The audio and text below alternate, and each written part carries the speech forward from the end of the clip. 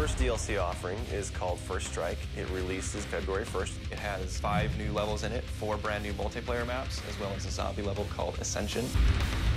Kowloon is inspired by the single-player campaign level that was also set in Kowloon City, China, but the actual design and the layout and the geometry in the map is built from the ground up for NP. Kowloon is the only map that has zip lines, which will allow players to quickly get from point A to point B. The trade-off to that is that you're completely exposed while you're on the zip line. You can't use your weapon. It's going to get you to your location much faster, but there's also the risk that you're going to get shot.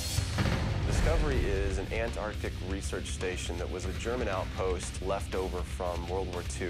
The two sides of the map are divided by a deep chasm. You're always kind of fighting for control over that crossover from one side of the map to the other. My tip for Discovery is really just learning the layout of the map, understanding how that chasm can impact the flow of the gameplay, and always being conscious of the exposure that you have to long-range weapons. You might be on a snow bridge and somebody throws a grenade, which collapses the floor around you.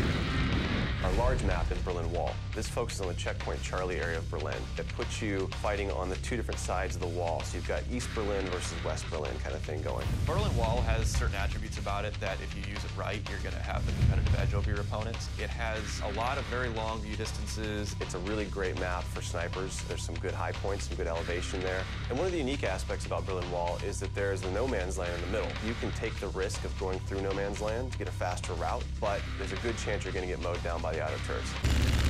The stadium's one of my favorite maps. I am a run and gunner, so I tend to like that map. It's going to provide those close quarter players tight adrenaline, action-packed experience. So never underestimate the value of tactical insertion, and always be checking your corners, and realize that these engagement distances are going to be really small, so use that to your advantage. I think it's going to cater to a lot of the players who just like the frenetic style of gameplay that Call of Duty has to offer.